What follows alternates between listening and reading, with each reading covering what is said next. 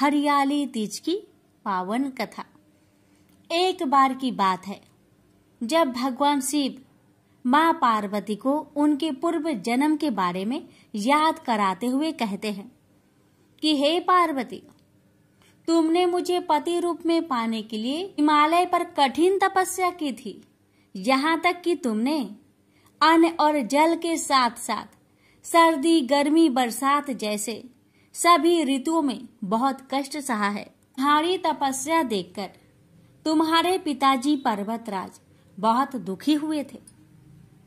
तब एक दिन नारद मुनि तुम्हारे घर आए और उन्होंने तुम्हारे पिताजी से कहा कि मैं भगवान श्री हरि विष्णु के भेजने पर यहाँ आया हूँ।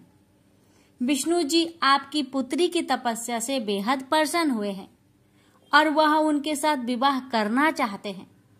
तब नारद मुनि की बात सुनकर तुम्हारे पिताजी अत्यंत प्रसन्न हुए और उन्होंने नारद जी से कहा कि वह विवाह के प्रस्ताव को स्वीकार करते हैं।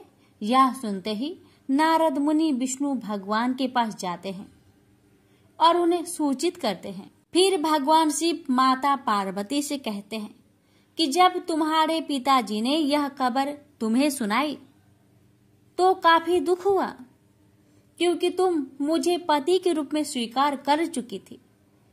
इसके बाद तुमने अपने मन की पीड़ा अपनी सखी को सुनाई। तब तुम्हारी सखी ने एक घने जंगल में रहने का सुझाव दिया था। उसके बाद तुम बिना किसी को बताए वन में चली गई और जंगल में मुझे प्राप्त करने के लिए तुमने कड़ी तपस्या की। अब तुम्हारे अचानक लुप्त हो जाने की बात तुम्हारे पिताजी को पता चली तो वह बेहद चिंतित हुए थे। वह सोचने लगे थे कि इस बीच अगर भगवान विष्णु बारात लेकर आ जाएंगे तब क्या होगा। उसके बाद भगवान शिव माता पार्वती को आगे कहते हैं कि तुम्हारे पिताजी तुम्हें खोजते खोजते धरती पाताल को एक कर दिया था, लेकिन तुम उन्हें नहीं मिली, क्योंकि तुम उस समय एक गुफा में रेत से शिवलिंग बनाकर मेरी आराधना में पूरी तरह से लीन थी। अब मैं तुम्हारी तपस्या से प्रसन्न होकर तुम्हें मनोकामना पूरी करने का वचन दिया था। अब इसी बीच तुम्हारे पिता ढूंढते हुए वहां तक आ पहुंचे और फिर तुमने उन्हें अपनी पूरी बात बताई। तुमने बताया कि मैं अपने जीवन शिव को पति रूप में प्राप्त करने के लिए तप में बिताया था और आखिर वह तपस्या सफल हो गई। फिर तुमने अपने पिताजी से कहा, मैं आपके साथ घर तभी चलूंगी जब आप मेरा विवाह विष्णु से नहीं करवाएंगे। फिर पर्वतराज तुम्हारी बात माने और उन्होंने पूरी विधि विधान के साथ हमारा विवाह संपन्न कराया था। प्रेम से बोलिए हर हर महादेव। माता पार्वती की जय। बहुत समय पहले की बात है। किसी गांव के बाहर एक बरगद का पेड़ था, जिसके पास ही गणेश जी का एक छोटा सा मंदिर था। गांव में और मंदिर नहीं थे, इसलिए सब लोग इसी मंदिर में आकर पूजा किया करते थे। गांव में एक भिखारी भी रहता था। भीख मांगना ही उसका काम था। गांव छोटा सा था, भिखारी को काफी भीख नहीं मिलती थी, इसलिए यह और कोई उपाय न देखकर मंदिर के दरवाजे पर बैठने लगा। सोचने लगा कि लोग यहाँ धर्म करने आते हैं और नहीं तो सही पेट भरने लायक भीख तो मिल जाया करेगी। भिखारी दिन भर मंदिर के दरवाजे पर बैठा रहता और जब वहाँ किसी को आते देखता तो शिव शिव रटने लगता। इस तरह बेचारा दिन भर गणेश जी और शिव जी का नाम जपता रहता था, मगर शाम तक उसे भीख मिलती थी। फिर 2-4 मुट्ठी अन्न और कुछ फल मूल और कभी कभी 4-6 पैसे मिलते थे। हालांकि इतनी थोड़ी आमदनी से किसी की गुजर कैसे हो सकती है। फिर भिखारी को अपना ही नहीं बल्कि अपनी बेटी की भी चिंता करनी पड़ती थी। उसकी बेटी का नाम था कमला और वह बड़ी चतुर और बड़ी समझदार थी, मगर चतुराई और समझदारी से तो पेट की आग नहीं बुझती, उसे तो भोजन चाहिए। इसलिए कमला कभी कभी अपने बाप को भोजन पाने के लिए तंग करने लगती थी। उस वक्त भिखारी के दिल पर बड़ी चोट लगती, उसकी आंखें भर आती थी। वह चिंता के समुद्र में डूब उतरने लगता था। गर्मी के दिन थे, दोपहर का समय था। ऊपर आसमान और नीचे धरती धक धक जल रही थी। चारों तरफ सन्नाटा छा रहा था। ऐसे ही समय में महादेव पार्वती लोगों का सुख दुख देखने इस संसार में आए। चलते चलते वे उसी गांव में पहुंचे और गणेश जी के मंदिर के सामने से निकले। भिखारी उन्हें आते देख ओम नमः शिवाय, ओम नमः शिवाय की रटना रटने लगा। भिखारी की यह हालत देख पार्वती जी को बड़ी दया आई। उन्होंने महादेव जी से कहा, भगवान इस भिखारी की तरफ भी तो देखिए, बेचारा कितना दुखी है। देखिए तो कितने प्रेम से आपका नाम जप रहा है, और आप भगवान कितने कठोर है। आपको क्या इस भिखारी पर दया नहीं आई? मैंने सुना था कि लोग बड़े पापी हो गए हैं, वो देवताओं का पूजा नहीं करते, मगर नहीं, आज मुझे मालूम हुआ कि इसमें उनका कोई अपराध नहीं, सब तो देवताओं का अपराध ही है। इसी भिखारी को ले लीजिए। बेचारा को आपका नाम लेते लेते बरसों बीत गए, इतने पर भी अभागा पेट भर भोजन तक नहीं पाता। जब देवता ही ऐसे कठोर हो जाएंगे तब कोई काहे उनकी पूजा करेगा। अब महादेव जी को पार्वती जी की बात लग गई। भगवान बोले, देवी आप असल बात क्या है नहीं जानती, और आप जान भी नहीं सकती, क्योंकि आपका हृदय ही इतना कोमल है कि मैं कहता हूँ देवी आप जिद ना करें, जो हो रहा है उसे होने दीजिए। देवी ने एक ना सुना तो भगवान ने कहा, ठीक है, तो मैं आज इस भिखारी के लिए कुछ बंदोबस्त करा देता हूँ, जिससे इस भिखारी का दुख दूर हो जाएगा। इतना कहकर महादेव जी पार्वती जी के साथ मंदिर में पहुँचे। माता पिता को आते देख गणेश जी उठकर खड़े हो गए। उन्होंने बड़े प्रेम से माता पिता को प्रणाम किया। महादेव जी ने गणेश जी को आशीर्वाद दिया और कहा, देखो बेटा, यह भिखारी बरसों से तुम्हारे द्वार पर बैठा है, मेरा नाम जपा करता है, मगर तुमने अब तक इस पर दया क्यों नहीं किया? अब ऐसा कुछ उपाय करो जिससे इस बेचारे का दुख दूर हो जाए। गणेश जी ने हाथ जोड़कर उत्तर दिया, अच्छी बात है पिताजी, 7 दिन के भीतर उसका दुख दूर हो जाएगा, उसे कहीं न कहीं से 2 लाख रुपए मिल जाएंगे। गणेश जी का उत्तर सुनकर महादेव पार्वती आगे को चल गए। इसी समय एक बनिया मंदिर में पूजा करने आया था। वह आड़ में छिपा छिपा महादेव जी और गणेश जी की बातें सुन रहा था। उसने सोचा, ये तो बहुत अच्छा मौका है, यदि थोड़ी चतुराई से काम लूं तो सहज ही 2 लाख का मालिक मैं हो सकता हूँ। बस वह बड़ी खुशी से भिखारी के सामने पहुंचा और उसे प्रणाम कर एक तरफ बैठ गया। भिखारी को आज तक किसी ने प्रणाम नहीं किया था, न कोई उसके पास आकर बैठा ही था। बनिए की इस काम से भिखारी ने समझा कि यह बेशक कोई भला मानुष है। वह मन ही मन प्रसन्न हुआ और बनिए से बोला, बाबा आप बहुत दयालु जान पड़ते हैं, कहिए मेरे पास आने की कृपा क्यों कर हुई? आप नहीं जानते मैं गरीब भिखारी हूँ। बनिए को तो अपना मतलब गांठना था। मीठेपन से बोला, आप भिखारी है? कौन कहता है कि आप भिखारी है?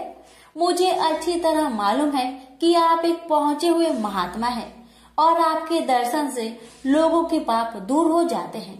मैं भी आपके दर्शन करने चला आया हूँ। मुझे आपसे कुछ पूछना है, यदि आज्ञा दो तो पूछो। भिखारी खुशी से बोला, पूछिए। बनिया बोला, भला दिन भर आपको कितनी भीख मिल जाती है? भिखारी बोला, भाई मिलने की क्यों पूछते हो, यहाँ तो पेट की भी लाले पड़े रहते हैं। रोजाना 2-4 मुट्ठी अन्न मिल जाता है, कभी 2-4 पैसे भी मिल जाते हैं, किसी तरह दिन काट लेता हूँ। बनिया कहने लगा, राम राम, आप जैसे महात्मा और यह कष्ट, इस गांव के आदमी भी क्या आदमी हैं? आपकी थोड़ी सी सहायता नहीं कर सकते? आप कैसे यह कष्ट सह लेते हैं? मुझे तो आप पर बड़ी दया आती है। मेरे जी में आता है कि मैं आपकी कुछ सेवा करूं, पर कहने में डर मालूम होता है। भिखारी बोला, आप मेरी सहायता कर सकते हैं? अब बनिया हंसते हुए बोला, मेरी इतनी हैसियत कहाँ है जो आपकी कुछ सेवा कर सकूं, मगर एक बात है, आज से 7 दिन तक आपको जो कुछ भी मिले वह मुझे दे दीजिए, बदले में आपको मैं 100 रुपया दे दूंगा। 100 रुपये के नाम सुनते ही भिखारी मारे खुशी के उछल पड़ा। उसने सोचा अगर 100 रुपये मिल जाए तो क्या कहना, यहाँ तो 7 दिन में 7 आने के सामान भी न मिले, तब तो 100 रुपये छोड़ देना सरासर बेवकूफी होगी, पूरा गधापन है। मगर इसी समय उसे लड़की की ख्याल आ गई। उसने सोचा अगर मैं 100 रुपया लेकर घर पहुंचा और मेरी बिटिया रानी गुस्सा करने लगी तो पहले मैं उसकी सलाह ले लेता हूँ। बस यही विचार में आते ही उसने बनिए को जवाब दिया, आपने मुझ पर बड़ी कृपा की, मगर मैं अभी कुछ नहीं कह सकता, सोच विचार करके कल कहूँगा। जब बनिया चला गया तब भिखारी ने अपनी बिटिया को बुलाया और उससे सब हाल कह सुनाया। चतुर बिटिया कमला ने फौरन समझ गई कि इसमें जरूर कोई बनिए की शैतानी है। उसने पिता से कहा, बनिया बिना फायदे के क्यों 100 रुपये देने चला? खैर कोई बात नहीं पिताजी, मैं कल उस बनिए से बातें तय कर लूंगी, मगर आप बीच में कुछ ना बोलना। उधर बनिए का बुरा हाल था, रात भर उसके पेट में चूहे उछलते रहे। बड़ी मुश्किल से सवेरा हुआ, बनिए की जान में जान आई। वह हाथ मुंह धोते ही भिखारी के पास आ पहुंचा और छुटते ही बोला, क्या विचार किया आपने? कमला भी बनिए से निपटने को तैयार बैठी थी। बनिए की बात सुनते ही उसने जवाब दिया, सेठ जी हम लोगों ने विचार किया, भला 100 रुपये में क्या होता है, इतना सस्ता सौदा होना मुश्किल है, माफ कीजिए। कमला का उत्तर सुनते ही बनिए पर मानो बिजली गिर पड़ी, पर लाख रुपए के लालच छोड़ना भी कठिन था। वह 200 रुपए देने को राजी हो गया। अब तो कमला का संदेह और भी पक्की हो गया। वह समझ गई कि बनिया जरूर किसी भारी लाभ के लिए ही इतने रुपए देना चाहता है। उसने जवाब दिया, सेठ जी इतना सस्ता सौदा और कहीं होता होगा? 100 दो, 100 या 1000 दो, 1000 में तो होता ही क्या है। जो चीज आप कौड़ियों में मोल खरीदना चाहते हैं वह लाख रुपए में भी सस्ती है। यह सुनकर बनिया बहुत घबराया, परंतु उसने अपनी कोशिश जारी रखी। मारे लोभ के वह अंधा हो रहा था, उसको लोभ का भूत सवार हो गया था। उसने 100 दो, 100 से बढ़कर अंत में 50,000 लगा दिए। अब कमला ने सोचा इतने रुपए थोड़े नहीं होते। अब बिटिया कमला ने सोचा इतने बड़े रकम को छोड़ना ठीक नहीं है। उसने बनिए से कहा, खैर आप नहीं मानते तो मैं ही आपकी बात मान लेती हूँ, मगर शर्त ये है कि रुपए अभी मिलने चाहिए। ये शर्तें मंजूर करने में बनिए को क्या उजर थी। वह खुशी खुशी घर लौटा। उसने सोचा 50,000 रुपए देकर 1 लाख लेना कुछ बुरा नहीं है। 2 लाख न सही 1.5 लाख मालिक तो बन ही जाऊंगा। आहा, मेरी तकदीर भी कितनी चोखी है। साथ ही दिन में 50,000 का लाभ हो गया। उसने घर आते ही भिखारी के पास 50,000 रुपए भेज दिए। अब बनिया हर रोज भिखारी के पास आता और उसकी दिन भर की भीख घर ले आता। इस तरह 6 दिन बीत गए। अब तो बनिए को बड़ी फिक्र हुई। 7वें दिन वह फिर गणेश जी के मंदिर में पहुंचा। उसने देखा कि आज फिर महादेव पार्वती मंदिर में पधारे हैं। बस वह दीवार से कान सटा उनकी बातें सुनने लगा, मगर यह क्या, उसका कान दीवार में चिपक गया। उसने कान छुड़ाने की बहुत कोशिश की, पर कान टस-मस न हुआ। तब वह दाहिने हाथ की सहायता से कान छुड़ाने लगा। इतने में हाथ भी दीवार में चिपक गया। इधर महादेव जी ने गणेश जी से पूछा, बेटा इस भिखारी के लिए कुछ इंतजाम हुआ है? गणेश जी बोले, जी हाँ, उसे 50,000 रुपए तो दिलवा दिए हैं, बाकी के लिए बनिए को दीवार से चिपका कर रखा है। यह बनिया बड़ा लोभी कंजूस है। इसने गरीबों से एक एक के 4-4 वसूल कर अपना घर बनाया है। रुपए वसूल करने में इसने गरीबी पर दया नहीं की। उनके बच्चे भूखे मरते रहे, पर इसने 4 रुपए वसूल करके भी संतोष नहीं किया। इस तरह इसने 1 लाख रुपए से अपनी तिजोरी भर ली है। गरीबों के माल से यह सुख नहीं उठा सकता। अब जब तक यह भिखारी को बाकी 50,000 रुपए न देगा, तब तक दीवार से चिपका रहेगा। गणेश जी की बातें सुनकर बनिए ने अपना माथा को पीट लिया। इसकी आंखें में आंसू बरसने लगे। जब उसने घर से 50,000 रुपए मंगवाया और भिखारी को दे दिए, तब कहीं दीवार से उसका पीछा छूटा। से बोलिए गणेश भगवान की जय, उमापति शंकर भगवान की जय।